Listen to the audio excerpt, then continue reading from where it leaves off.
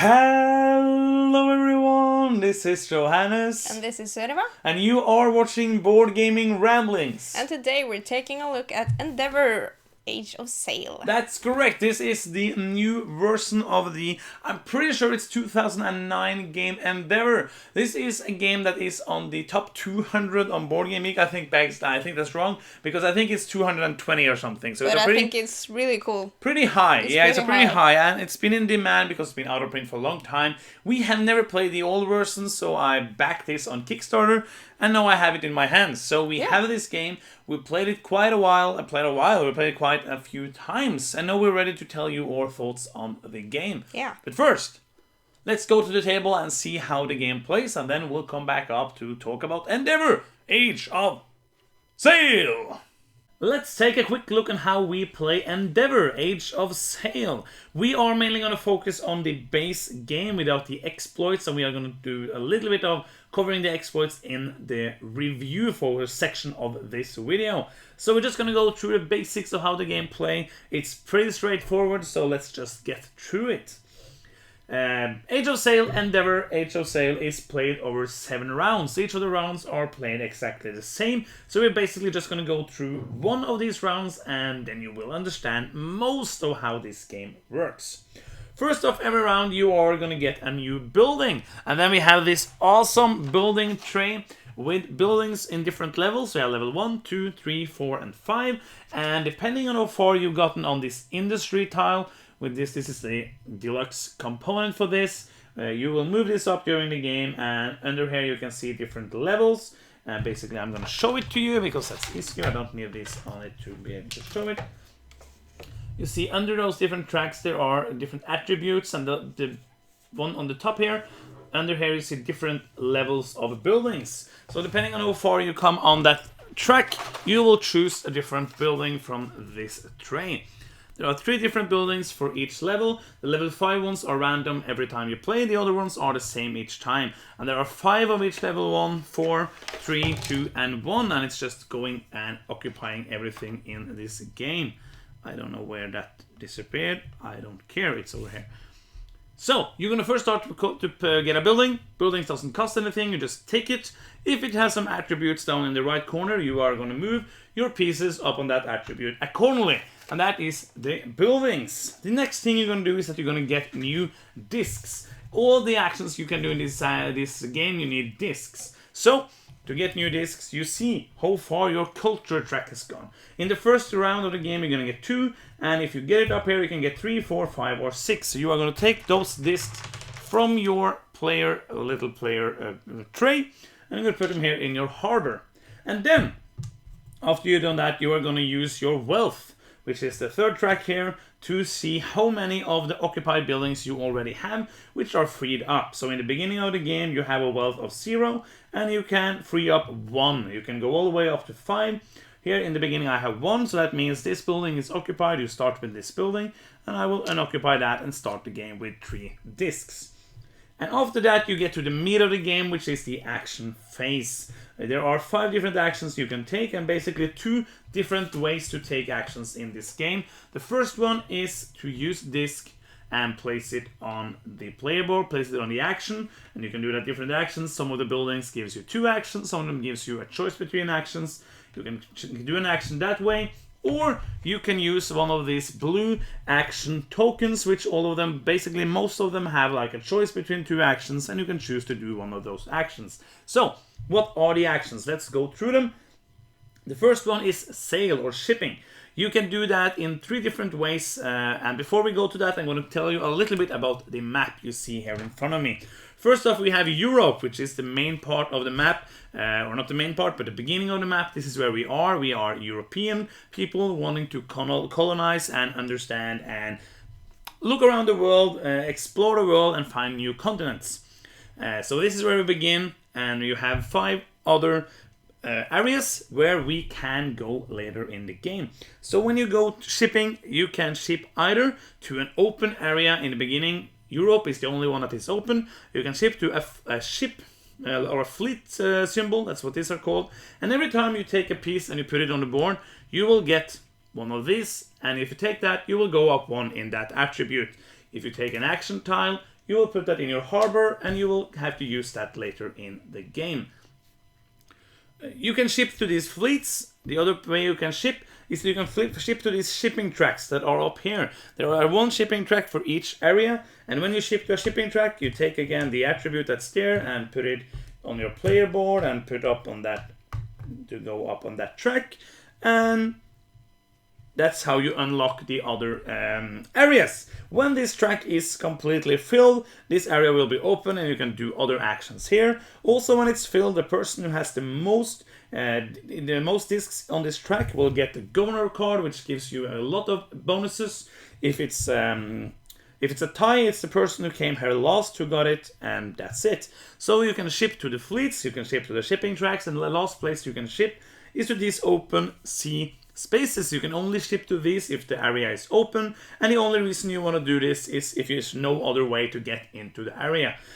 Might be a couple of other reasons, but mostly in the base game it's to be able to come into an area where it's already filled up on the track and on the fleet spaces. That is the shipping action. The next action is the occupy action. When you do an occupy action, that's a flag action, that's a symbol. You do an occupy action to take over these cities. In the beginning again of the game, of course, you can only occupy in Europe, and later when new regions are open, you can of course occupy these as well.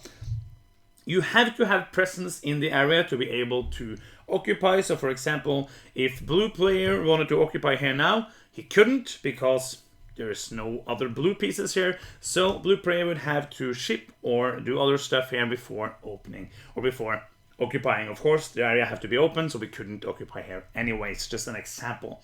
So that's basically occupy. And if you ever own both sides of a link, there's a lot of links that gives different bonuses. If you own both sides of a link, you will also get the tile in the middle, which gives you that attribute or action as well. That's occupy. The next action is attack. Attacking is also pretty straightforward. It's the most expensive action of the game. If you have the attack action, let's say I, for example, have this attack action disc, I will discard this, and then I'm going to have to kill one of my discs, that's a casualty, and then I can push out one of the other player's discs, either in a city or a fleet, and it has to be in an open place where I have already presence, and take that out of the game, and now you control that place to give you points and maybe some links to get more attributes.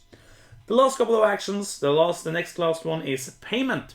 This is a pretty rare action, not a lot of player ways to do it. Basically, there's only 2 discs with the payment action, which will make you do the action, and there's a couple of buildings as well that can help you do the action. When you do that action, you basically use this, and you can remove one piece from a tile to be able to use the disc and the tile another time. And the last action is the draw action. That's a crate. Don't know why it's a crate with a draw action, but it's a draw action that anyways. And with that action, you can draw these cards that are around the table. To be able to draw the card, you need to have at least the amount of presence that is on the cards. All of the cards start on a 0 and go to 5, except for in Europe where it starts with a 0. A 1 and go to 5, except in Europe where it's 0 and goes to 5. So you can take a card. Let's say for example, here I have one piece. I can take one of these 0 cards. In Europe, there are 2 decks of cards. One normal and one slavery. And if I take the slavery cards, it might give me negative points later in the game, but it might also help me to do stuff faster in the game.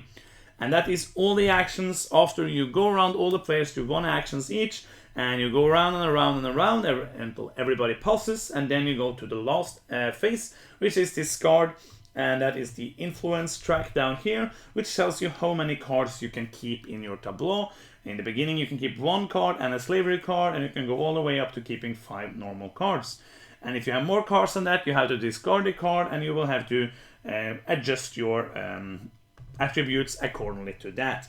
You're going to play 7 rounds. At the end of the 7 rounds, you're going to score points. You score points for how far you have gotten on these attributes tracks. The farther you go up, the more points you get. Like you can see, some of these spaces have the symbol of the track on them, and some doesn't. So you'll get the amount of points to the last of those with the symbol. So if you have on the track on 9 for industry, you'll get 7 points. If you're on 13, you will get 13 points, with a maximum of 15 points for each track. Then you're going to score all the cities that you own and all the links that you own. So if you control 2 pieces at the end of each on a link, you get a bonus point for the link. And then you're going to score points for all the cards you have, which have the point symbol, and all the buildings you have with the point symbol. And then if you have some more pieces left, if you have more discs, if you have 3 discs, you will get a point. That's kind of pity points. Nobody wants to have a lot of discs left. But if you have, you will get a couple of bonus points. And at the end of that, the player with the most points is the winner of Endeavour Age of Sail.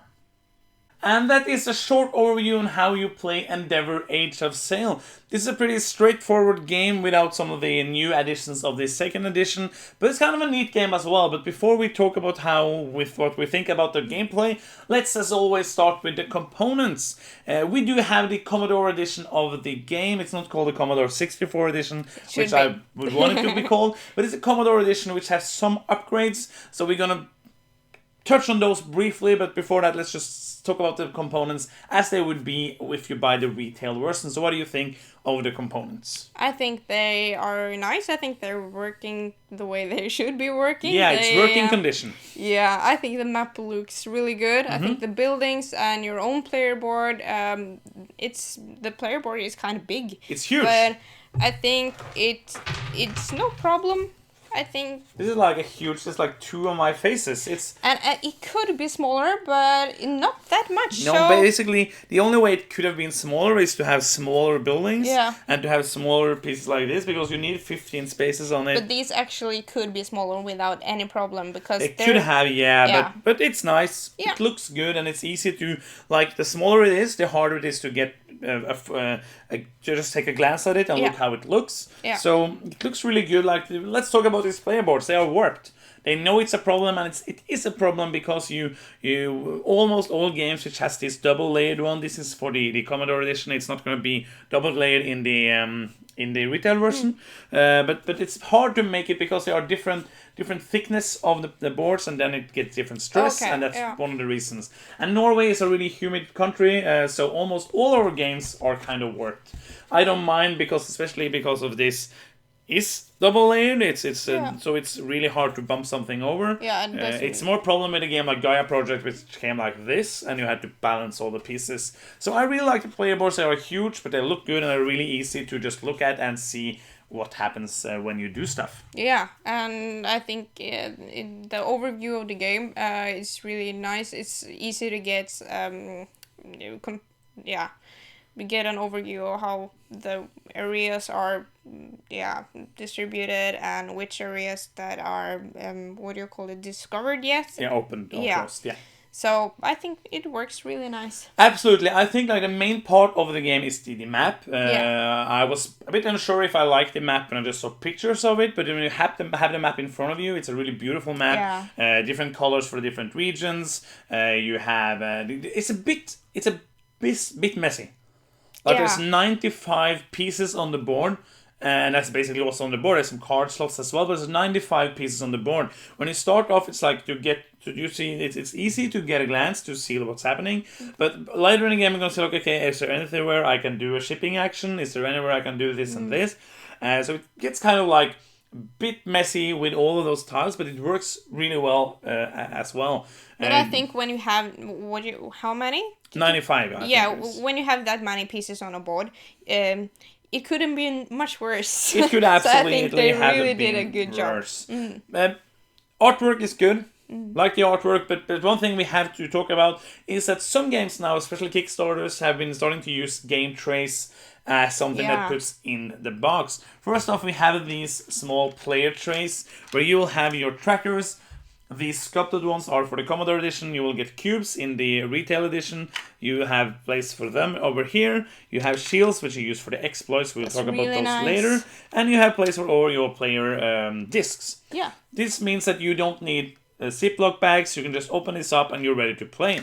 The other thing which really makes setup for this game a breeze is this building display. Yeah. If you going to open up the game, You will just have to when you reset the game, you just put them in the right spot and you're ready to go when you start up the game again.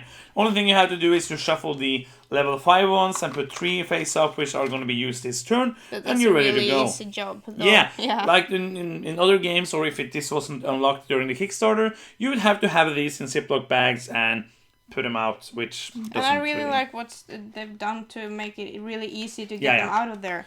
And it's easy to see how many is left. It's really, really, really easy. It works great. Beautiful, beautiful. Like, when I first opened it, actually, I was like, oh, this is kind of plasticky. But it would be really expensive to make it more like this. And it's just going to be on the table. Looks good. It's great components. Perfect. Works. The only thing I want to talk about, like, most of the component upgrades from the retail version to the Commodore edition are kind of like just for the looks. Yeah. Like, it's more like an aesthetic thing. But the only thing that I would have loved that was in the game was these discs. Yeah. Because in the retail version, there's just really thin cardboard. Wouldn't look so good on the board and would be kind of harder to pick up. Not a big problem, but when I know these exists, I would like to have this. Yeah, I would choose them over the cardboard thingies. Absolutely. So hopefully, maybe they will make them available again. I don't know if that's something they would do. Like, you can just buy the bag with this in them. That would be nice. But other than that, like, if there's no problem getting the retail version, the Commodore edition is a bit better, but not by much. Gameplay-wise, there's no difference. Because you get them in the base version. Yeah, you get the game trace as well in the game. That's as far as I know, that's true. So yeah, components. We spent a while talking about that because there's lots of components. But let's not use any more time on that, because what people really want to know is gameplay. Yeah. Is it fun? Because here at Board Gaming Ramblings, we like fun. We do like fun games. You like fun games. You I don't. have no opinion on that yet. No, I'm just You do like fun games. I like fun games. You do. And sometimes you like not fun games, but that's nothing that we should talk about right here. So gameplay for this game, do you want to start? Yeah, I think I really like this game. Mm-hmm. It's really fun. I think actually the 2-player variant works really well. Yeah. Because we play very much of the games we play just the two of us. Mm-hmm. And I think that's really important that it works with 2 players as well. And we tried the variant without the dummy player, the Silent Fleet. Mm-hmm. And also the variant with, and I think that both works, but we prefer the Silent Fleet variant. We do. Yeah. So you basically jumped over gameplay and went straight to player count, but that's cool. Yeah. So, but I think they go together. They do, absolutely, yeah, because if the gameplay doesn't work with the player count you're playing, then it's not fun. This is for me, it's a really, really fun game. It's easy. Yeah. It's kind of quick. Like, we played 3-player games in 1 hour and 15 minutes, and 2-player games from 45 minutes to an hour, which is really, really nice. There's a lot of game in that amount of time. Yeah, and I think that's what makes it that good also, because if this would have been a game that took 2 hours, I don't think it would have been as cool. As fun, yeah, absolutely. Because this is a kind of, I'm not going to call it light, but it's a medium game. Yeah. It's not really heavy. There's not too much to think about. Like, usually you're going to have like a couple of actions that you can choose between, and maybe it's only one of them that you want to do because it's good, so then you have to choose on the map, and maybe there's only 2 regions open, you can only choose in one of those, so there's not really that many choices between actions to do. You have to plan ahead because there's so few actions during the game. You have to kind of know what you want to do. If you want to play it good in the beginning of the game, just do something, because the game is really short, so if you play it, you can play it again straight after, but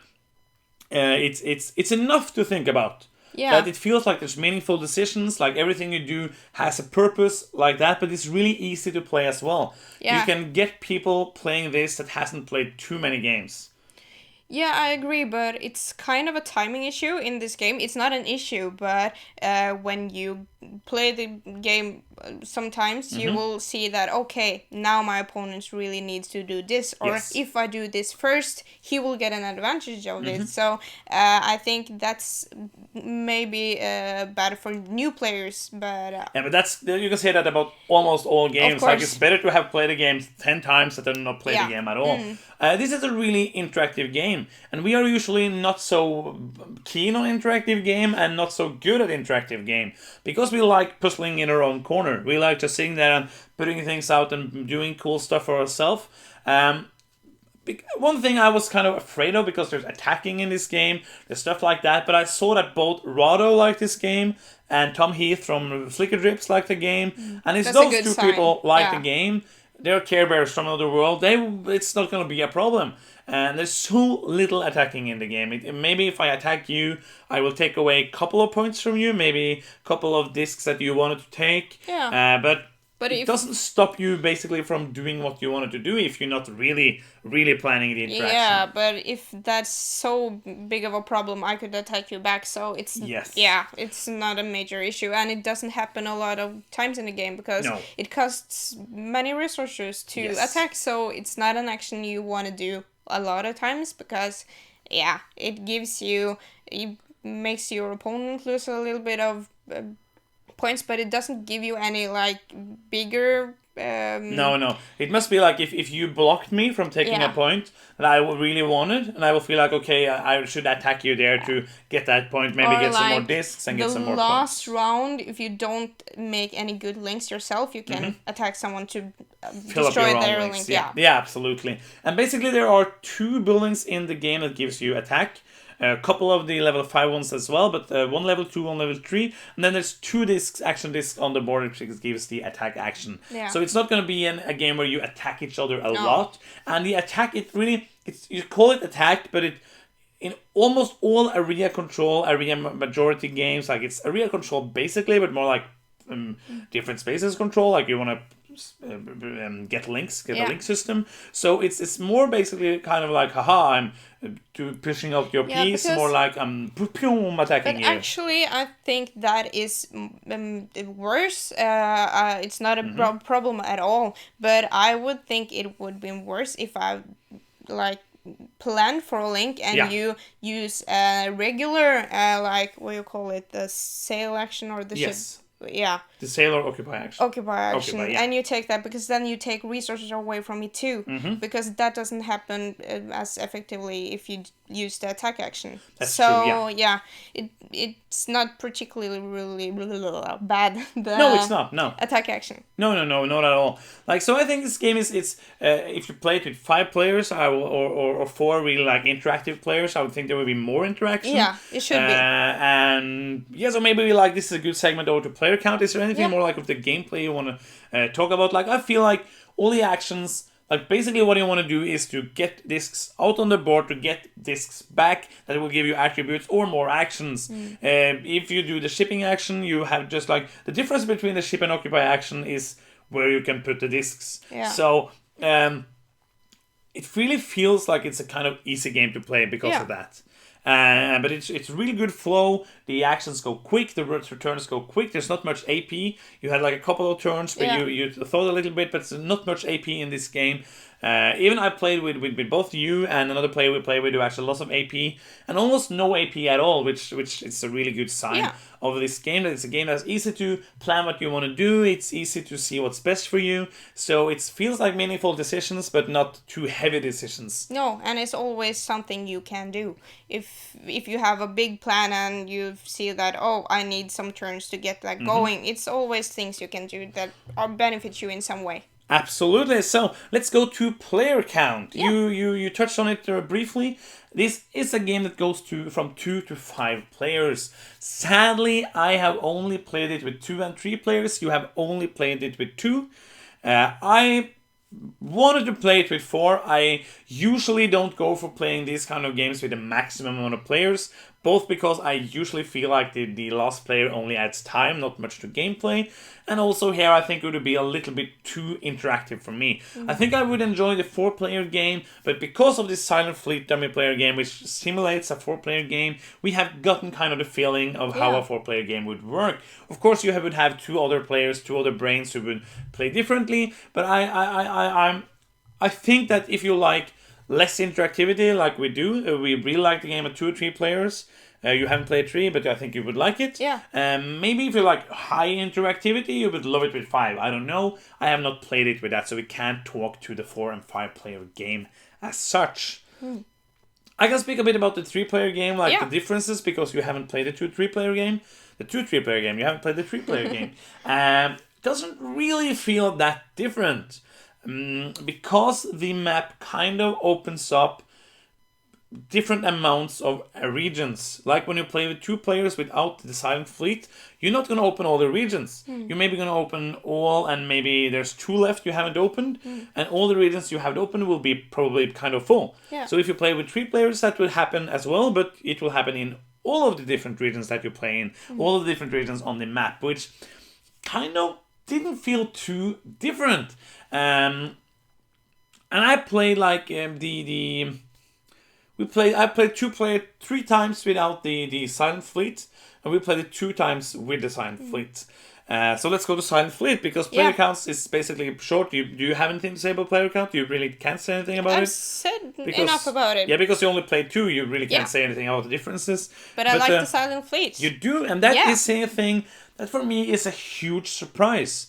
Because when I look at a 2-player variant in a rulebook and I read dummy player or anything like that, I just close the rulebook, put it away, and play something else. Because I don't like dummy players. Usually there's so much hassle to keep it up, to remember what they're doing, to think about more stuff and do stuff like that.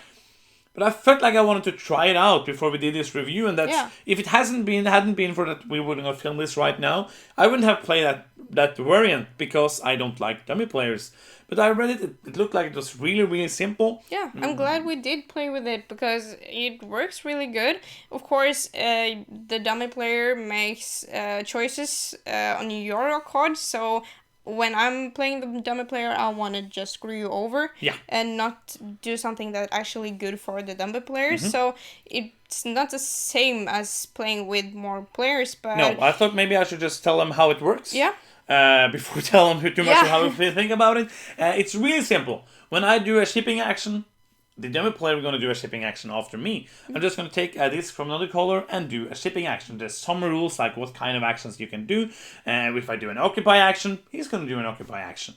If you do a draw action, he's going to do a draw action. So you can kind of do more strategizing, like as you just started to say. It will make more sense now. That I can block you more when we do with the dummy player. The game basically feels more like a 4-player game. Yeah, it's affecting what you want to do in your turn too, because if I want to occupy, but I also want you to not draw that card you want, so then I will draw that card first, so I can draw another card, and then the dummy player can swoop that card away before you take it. So it adds a layer of strategy to the 2-player game, and of course, with all of these things, it's kind of, sometimes you're going to forget it because the game goes really, really fast, and you're going to be like, oh, it's your turn, and you forget to use a dummy player, but most of the time we remembered it, and it really adds to the game, as you say, the strategy. It adds more of that, like, I really like what you say, that like maybe you're doing something else entirely because you want to block me for something, which you couldn't have blocked with your own actions, but with the dummy player's actions you could. The dummy player helps opening up the board because you can open ship to the shipping tracks and open up the other regions. There's 2 sides of the board. You have the 2, 3, and 4 player and the 4 and 5 player. We played both on the 4 and 5 player side and on the 2, 3, 4. I like most, I think, from those 2 plays, I like the 2, 3, and 4 player board the most because it filled up, all the regions opened up, and it felt more fun. For me, at least. What do you think? I'm not entirely sure, because the one side we played without... the exploits, which we haven't touched on yet, and the other side we didn't, so maybe that had an effect on how the board filled up and how tight it got, but I think the Silent Fleet worked on both sides. Yeah. So it's really, really great. If you are looking for a great 2-player game, if you don't mind dummies too much, and if you do, like me, hate dummy players, check this out, because it really, really works. So, replayability, we're going to talk about that, but first we're going to just touch on exploits, which is the biggest difference from the first edition of Endeavour and to Endeavour Age of Sail. What we're talking about now is the base game, and then after you play sometimes, there's 15 of these tiles. All of them have different actions, different regions that they link to, and you can choose 3 at the beginning of the game, or you can just shuffle them and take 3. Maybe you can even like draft tiles. If you like play with 3 players, everyone can choose the one they want to do. It would be interesting. So you're going to choose 3 of these, and they work basically the same as regions. All of them have these 2 regions up in the top, and it's locked at the beginning of the game. When both of these are unlocked, you can start interacting with this if you have presence in both of the regions. They have a different, like all of them are linked to 2 areas, and they have a story from the real world. It's a real world story that links to these. It's really interesting that they have done that. And then you have different actions that you can do instead of the normal action of that. And all of them also have different ways to score points. Some of them are easier to play with, some of them are harder. There's no like, I would have liked it to be in the rulebook some kind of suggestion to play with these the first time you play. They didn't do that, but all of them are simple enough to start playing with. And there's also enough things going on in the game that if you feel like, oh, I don't wanna, this is my second game, I don't wanna think about these exploits yet, you can still get a lot of points just filling up the map. Absolutely. Because if someone is doing the exploits, you have the map pretty much to yourself, maybe. More to yourself, yeah. So, I played this with the second time I played a game with 3 players. I played with exploits. Then I played a 2-player without the dummy player with exploits, and we played a 2-player game with the dummy player and the exploits. The exploits are really nice. I feel the second time I played the game, I wasn't ready for the exploits. The other 2 players I played with, they tried to interact with them, but I really had enough with filling out the board and trying to do stuff like that, which was enough. Like, I was like, oh, there's something over here, I have to remember that. But after playing it quite a few times, I think it's easier to get it in. And as this is a replayability, this is going to add so much replayability. It's going to change up the game every time you play it. With 15 exploits, you basically have an infinite number of the different ways to play the game. Yeah, and that could, if you choose to focus on them, change your style of play pretty much. Yes. So, yeah. So 3-player, it worked, but I just hadn't played the game enough. Then we played 2-player without the Silent Fleet, and I do not think I want to play the 2-player game without the Silent Fleet ever again, because it's so good. Yeah. But it worked really well without the Silent Fleet as well. I played it 3 times without the Silent Fleet with 2 players. Had a lot of fun. It's just more fun with the Silent Fleet. But the 2-player game without Silent Fleet and with exploit was kind of hard, because it's really hard to open up enough areas. Even though you choose exploits that use the same kind of areas, you will have to, it's going to be really late in the game before you can start interacting with them, and then it's kind of too late because you have all this other stuff you want to do. So that felt kind of loose. But then when we played the last game now, where we played 2-player Silent Fleet with exploits, it was really fun. Yeah, I agree. It was really, really great. We interacted with all 3 of the exploits. We interacted like they opened up in like the 3rd or 4th round, which made it really, really fun to play the game. Really changed up how you wanted to do it, and you can come in, and all of them adds more different components that will add different gameplay stuff. Really, really adds to the replayability. So, will you say the replayability of this game is low, or medium, or high, or through the roof? What do you want to choose? I think it's high. You don't think it's through the roof? No, maybe not. Okay, so you choose high. Yeah.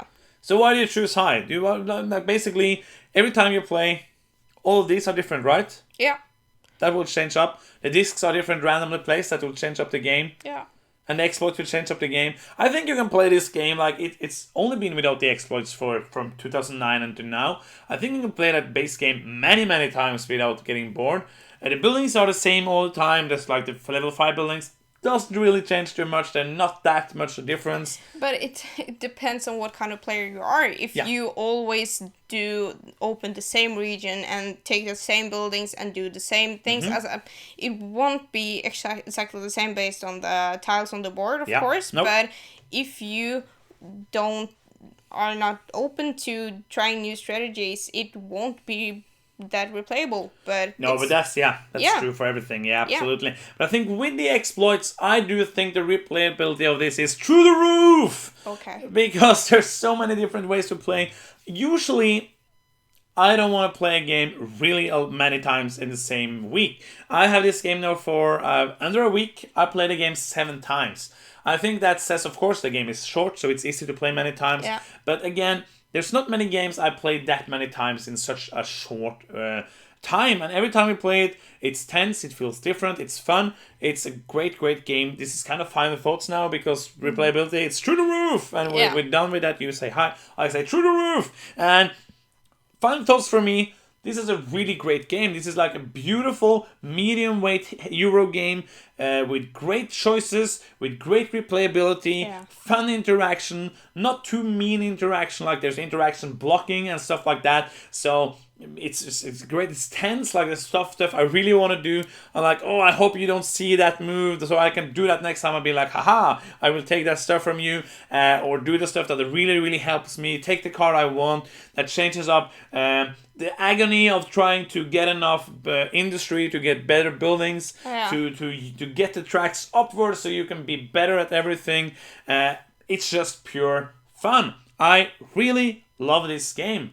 What do you think? Yeah, I think you pretty much summed it up right there. Yeah. I think it's a really good game, and I think why I like it so good is that it flows really good. Yes. I don't have so much AP. That's great. And it doesn't take a lot of time. So if I feel like, oh, I see you're doing a much better job at this than me, we can play it another track, another round, yeah, absolutely. No problem. And I think that it's always things that you need to do or want to do. So if you blocking me from one thing, I can go and do another thing. It might not be that good, but it will always help me in some way. So no hard feelings when you like block me from an area or something like that. It's just, it's really good. It is absolutely great, and that's the end of the review.